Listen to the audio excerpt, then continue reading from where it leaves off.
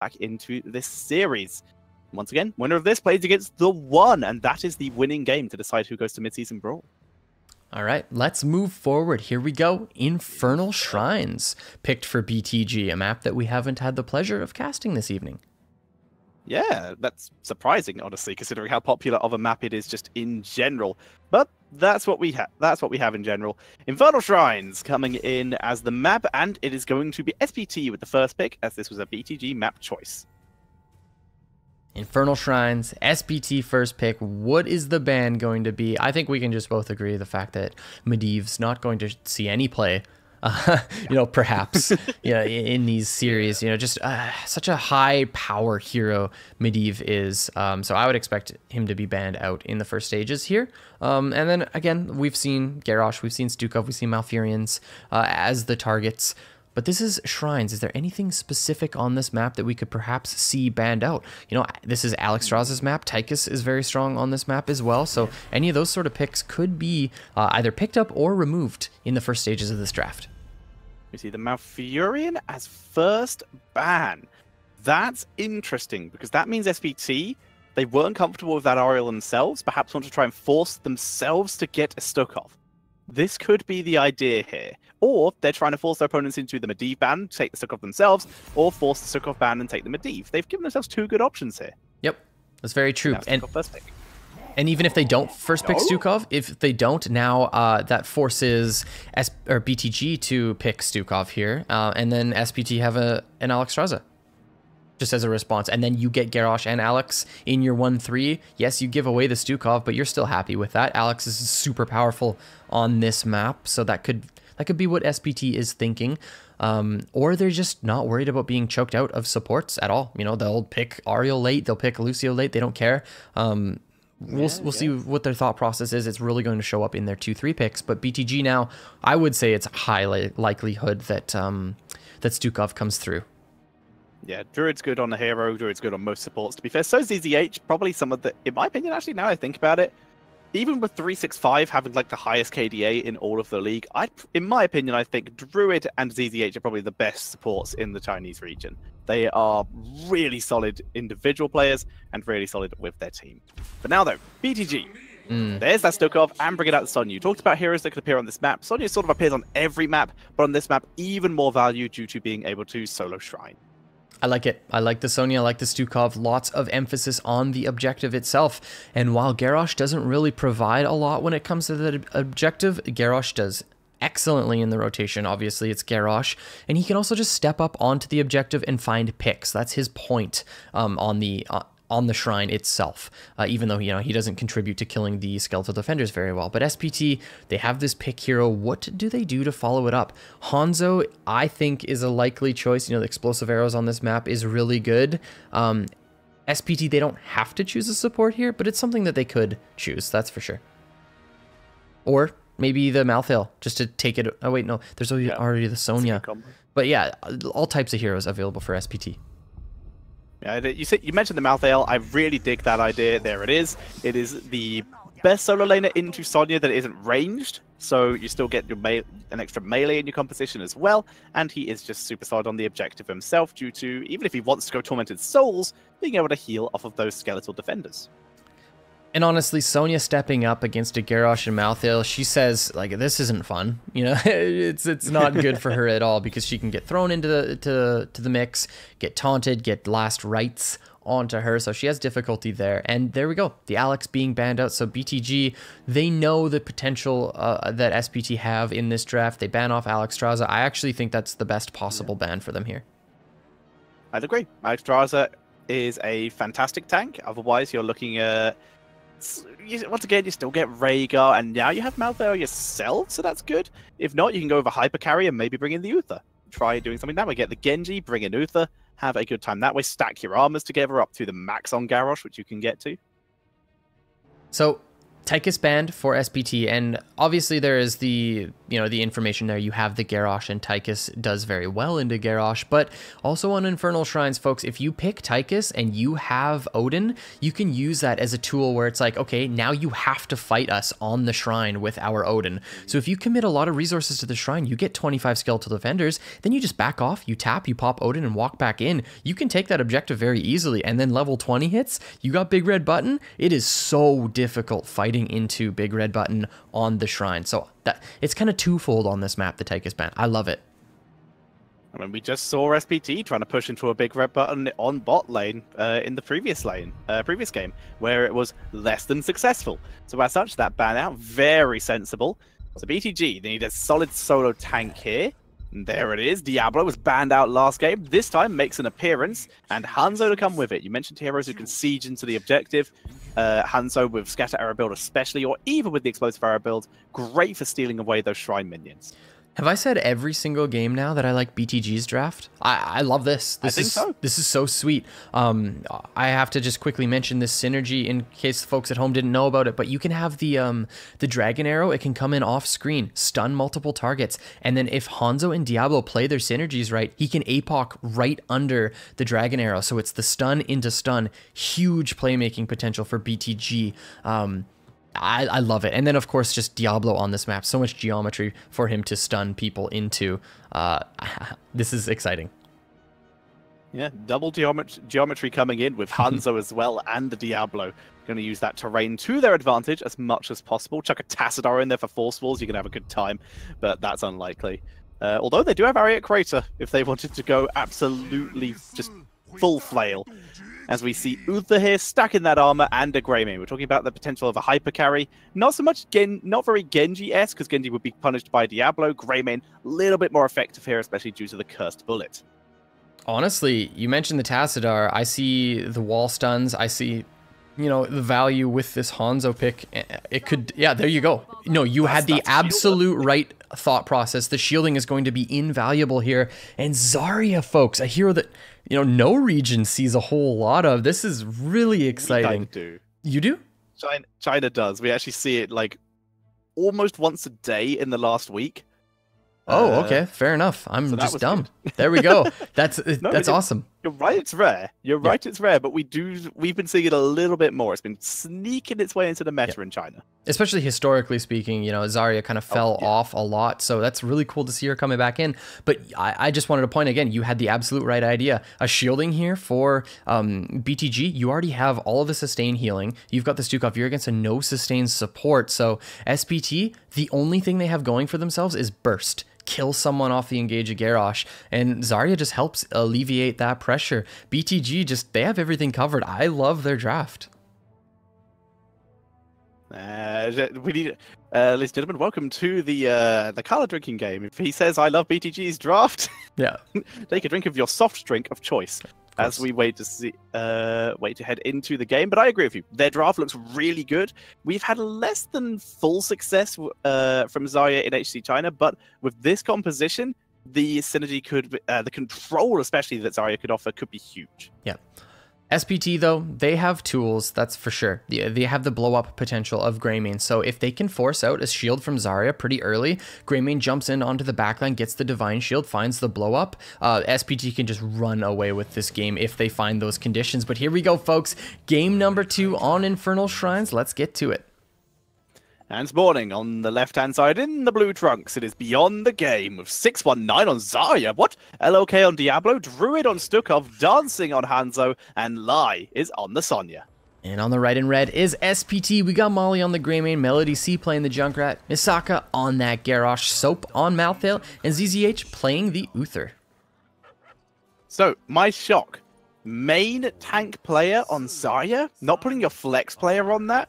That is an interesting choice here by BTG, and an unusual one as well. Yeah, it's got to be because of hero pool limitations. That's definitely it. Redemption picked up for Hanzo. You know, usually it's a little bit more difficult to step up into, you know, warriors like Garrosh, but I like this pick because you've got the Zarya, you have the extra support, and I think he needs the auto attack consistent pressure in order to be effective here. We are seeing the pinpoint not the pinpoint accuracy, sorry, the sieging one. Oh, tackle into the wall. Misaka, not enough for a kill. No percentage damage yet for Diablo. But yeah, we see the siege coming in for 619 as opposed to, for example, Feel the Heat could be another option we've seen every now and again, or the block-based Burst of Talent. Feel the Heat works very well on this map because if Zarya can step up onto the shrine, you know, she gets a lot of value out of it. But yeah, this is a different style of build for Zarya starting out here. And yeah, both these teams just meeting in the rotation, but all members of SPT are here. With the Demolitions Expert, you can certainly steal away objectives from a distance this time, as we wait to see that Junkrat continuing to be very disruptive, as he does love to be. Cocktail build coming in from Greymane, not as good as it used to be back in the day, where it was the only build on Greymane, but on this map, like, once again, AoE damage always going to be useful. I absolutely love the way that Lai is playing this lane, not pushing it out, freezing the minions basically like right at tower range, but that's giving Malthael the option to just rotate out. Misaka now actually caught quite far up, has to be cautious here, ends up walking away from this one with the shields there on LLK. You know, no pick potential for SPT here. Yeah. Molly even with a little jump in to dissuade the chase potential of LLK. But overall, no first blood yet. XP pretty close to even between these two teams. But SPT sneaking away a mercenary camp. 2-1 in favor of mercenary camps at the moment. Yep. SPT dominating, or I wouldn't say dominating, winning this early game exchange for sure. Up a camp, that is definitely worth mentioning, but they've got the winning solo lane. You know, they have a pick rotation, so BTG just have to play cautious. And honestly, BTG's draft is more heavily emphasized on the shrine, so they don't want to get into any altercations. They're willing to give up this bottom camp. They'll just clear it out. Yeah, they're perfectly fine taking half of a tower, their bottom, because they just want to get their fight on the shrine. They want Diablo to get his stacks. We have here Zarya from the shadows, not Zarya from the shadows, Diablo from the shadows, the battle rage for Sonya, so both dive potential and self-sustain. And Zarya, she's sticking with a pretty standard talent. I am the strongest, keeping her self-sustained, not going with anything like the speed barrier, which I'd argue is a little bit more standard. Once again, solo tank player, usually, you're gonna want them to be at least a little bit tanky so they can play how they usually would. Speed could be pretty scary with the Sonya and Hanzo too, but yeah, I'm liking the builds for BTG.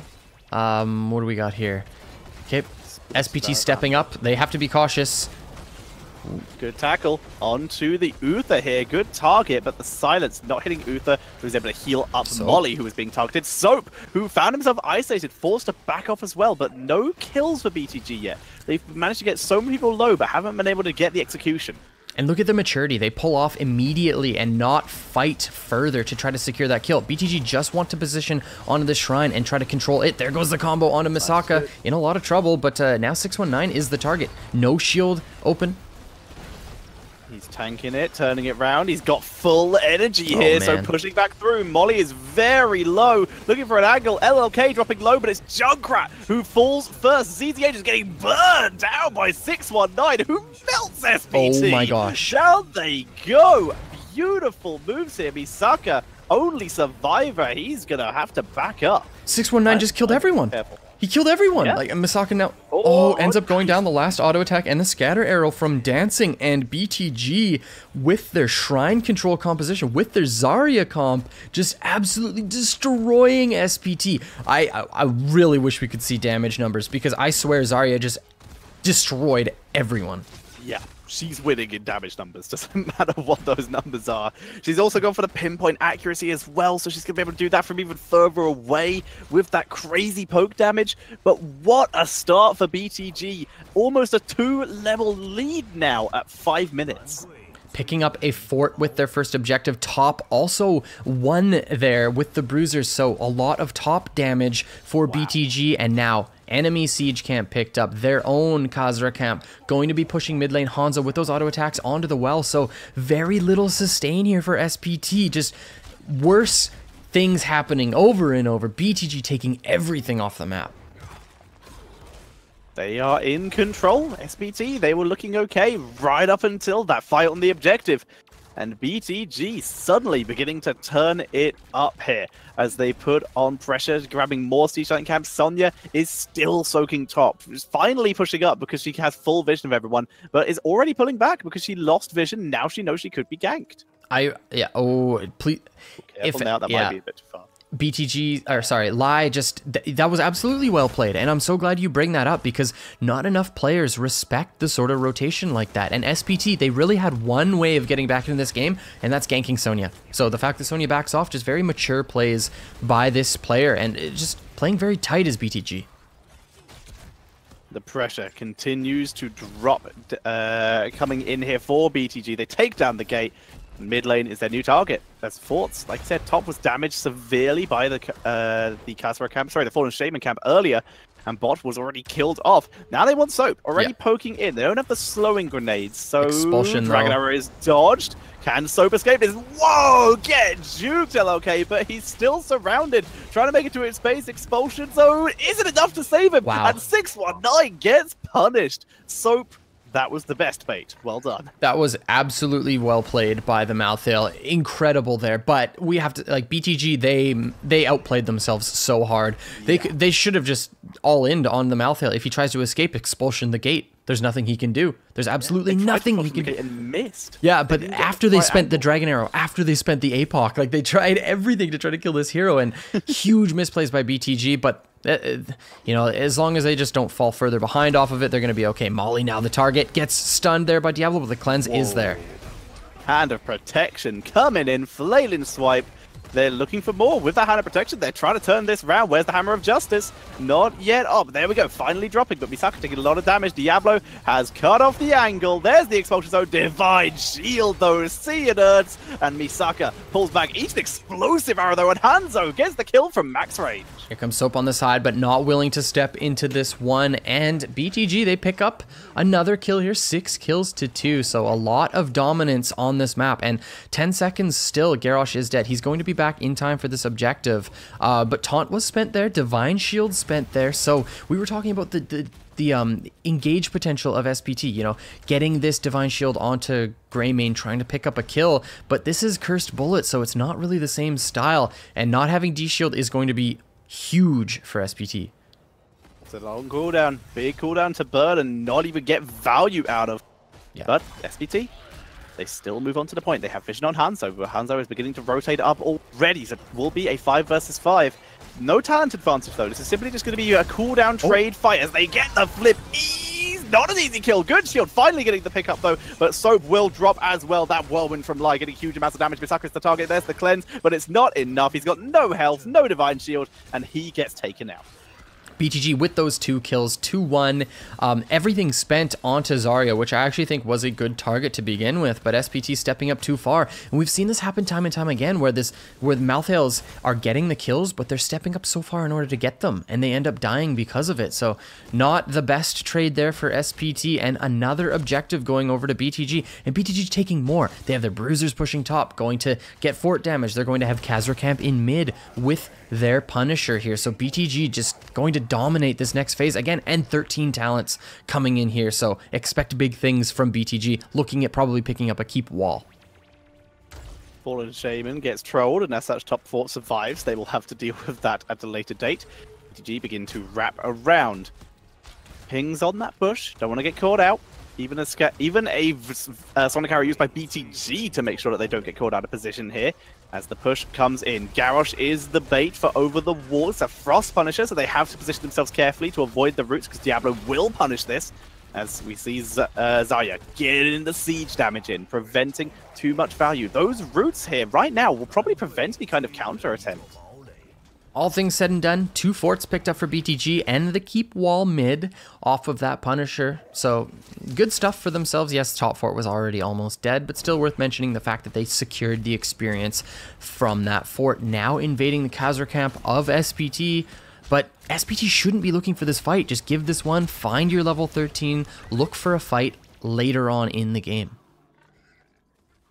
This is a really good play at the moment by SPT. The safety that they are playing with to prevent going further behind. Just like you said, waiting for their opportunity. They can grab their Fallen Shaman camp now if they want. Shaman, sorry. But it would be little bit pointless because it would be cleared quickly. So they're actually having Soap do it solo. That way they can delay it if they need to. Yeah, the only thing they have to be cautious of is the rotation of BTG to pick that one up.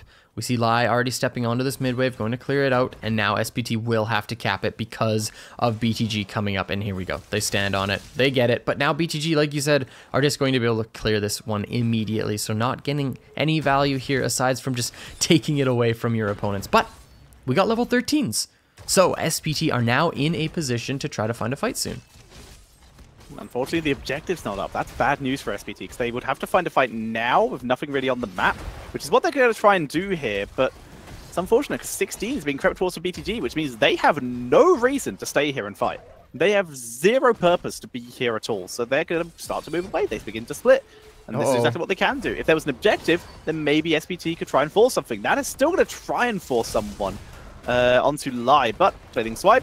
There's the indomitable Dragon Arrow on one member, and Druid will get taken out here. Soap gets flipped away by into the fray, but Misaka in a little bit of trouble here, getting focused. Riptire, Apoc, Divine Shield for the turnaround, as Sonya is continuing to wobble through the group with the shields from the Zarya, and Misaka is again in danger. Uther with the clutch heal though. ZZH is going down, but once again he's in death mode now, keeping Misaka alive, but the damage output is just too good. Full energy Zarya once again getting the damage with the siege and the scatter arrow, and another one reset from LOK gets the kill, hitting level 16 for that overpower, and that is a 4-for-1 in favor of BTG. Which looked excellent to begin with by SPT. We see here, right out of the gates, Stukov getting picked, ends up going down, but look at the sustain from BTG. The Zarya shields are so powerful. Misaka caught so far up. There goes the D-shield again onto him just for the disengage, and then Lai just spinning for free with those shields. Constant damage going through, and BTG turn this one around, and of course, LLK on this Diablo finds pick after pick, comes down onto this bruiser camp, uses the Shadow Charge over the wall, flips again, and then secures another kill. So BTG just playing out of their minds right now. They really, really are. They are in such a good situation. We even have Born in Battle for Zarya, getting that extra cooldown reduction at level 16, which is why she's able to spam so much. Root on Uther, good into the fray by Misaka, though, keeping his team alive. BTG, they have top control. They have this camp, and look at Junkrat is showing bottom, so BTG are going to be able to step up and get some keep damage here. Or sorry, keep wall damage is what I meant to say. And they have Sonya sitting on the objective. No 16s here for SPT, and even though this is a little bit of a fort, they got the wall. Punisher will be jumping, and they'll try to find damage off of that. Dancing in a tiny bit of trouble there, but gets the Zarya shield, and Soap ends up actually taking the negative portions of this trade. So it's just continuing to hang around though, being very patient. He knows he might be needed, and he knows he can kind of sustain himself for a fight. But we see SPT continuing to play it safe. They know the objective's going to be taken against them. They can gain value elsewhere. Bot lane push plus mercenary camp is the objective here. Mercenary for mid, Junkrat to push the minions up bot lane. Now they can all back up and defend as 5. This Punisher is a huge opportunity here for BTG. Like I said, the wall is down, so off of the Punisher jump, BTG could look at making a huge play here. Definitely want to be picking up the keep, but now 16's here for SPT, so it's not going to go easily. Misaka being the pull, being the bait. Cocktail fully stacked for the Greybane here. It's a little bit of extra damage output. Gonna be good here. Super useful. Molly pings in the damage. Need to be careful. Punisher stun will be up very soon. If it lands on Soap, that could be it. Soap taking huge amounts of damage. Makes his way... No, he doesn't make his way back to it. Oh, Divine Shield is pretty clutch. Turns it round. The first kill, though, was on Garrosh. Last right gets nothing. It's a massacre by BTG. Keep goes down, and they're probably just going to go for core. No, absolutely. You have the Sonya, you have Zarya, you have Hanzo consistent damage with this Redemption, just bodying this core, and BTG just destroying SPT in game number 2. Go up 2-0 here in this series in a very well-deserved game. Excellent performance by BTG. So 619, main tank player, busted out the Zarya, probably being the main assassin for his team in that game. Well played, BTG. They are one game away from moving on to play against the One for that mid-season brawl spot. And we are one game away now from having the first international event where China is present that SPT did not attend. And that's huge. We were talking about actually before like this 2 years. Sorry, there were teams before that. Still huge. We were mentioning before this series even started the implications of how important it is to take these early games in this series, because SPT, like, maybe that knowledge is in the back of their head. Maybe, the fact that they're down 2 games is just like really eating them alive at this point. So you have to be very cautious when you're a team and you get into situations like this. We were discussing the mentality of being backed against the wall, and SPT very well are at this point. But we have to talk about that game. BTG, they draft a style of composition that is specific for controlling the shrine, and the level of maturity that they had for their style of comp was so fantastic to see. So I wanted to point out during the first objective, BTG, they step up onto the shrine, they get a member of SPT down to about 5 or 10% health. I think it was the Malthael, but then they back off. Then they're like, we don't care about this kill. All we care about is the shrine.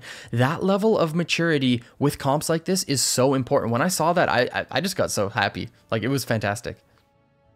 Couldn't agree more. They executed their comp to pretty much perfection overall, although I really did enjoy it. Even though they lost the game, overall the play of the game kind of has to be that Malthael juking the Diablo charge and then getting through the expulsion zone. You can't really beat that. No. That's just super good play, but individual skills are still fantastic. Yeah.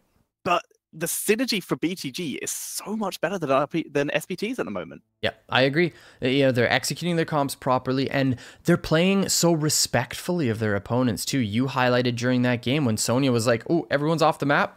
So am I then. Like, I'm out of here." Backs off of top. Yes, she does end up stepping up a little bit forward, and then Stukov had to use a flailing swipe, which made him immobile. He gets comboed, but then the turn from BTG was all there off of that. So, and that was actually the play that ended up securing them basically the victory in that game. It's a huge moment for themselves. And here you see the final stats. Very clear message sent. BTG dominant in everything. Absolutely everything. Structures, SPT got nothing. No, SPT had a very difficult game, that game for sure. We'll see what they end up bringing up in this next game, but we got MVP here, folks. LLK, again, on that Diablo. Diablo finding all of those proper picks. I was talking about the shadow charge over the wall, those sneaky plays during that one fight. Just excellent play by this hero. Absolutely, couldn't agree more. And considering he's not the main tank player for the team, that's even more commendable. He absolutely destroyed individual members of SPT repeatedly. Very nicely done. And because of that, once again, one single game now. We're going to, due to the way Chinese production works, I think there's going to be a break first, but one single game away from a BTG earning the, moving on to tomorrow's games, where they're going to have one chance to make it into the mid-season brawl. Or can SPT bring it back? They still have a chance. Absolutely. Reverse sweeps have happened before, and it's certainly a possibility here. We actually saw, like, in the first game, they were very, very even. So it was actually just kind of like a misplay of SPT that ended up making BTG have the victory there on Sky Temple. So it's definitely a possibility here for SPT to win, but we will find out soon. Just a short break, and stay tuned. We'll be right back. 对新的挑战，一切有黑暗。那邪恶笼罩森林，让其阴森又诡异。那身后魔鬼现踪迹。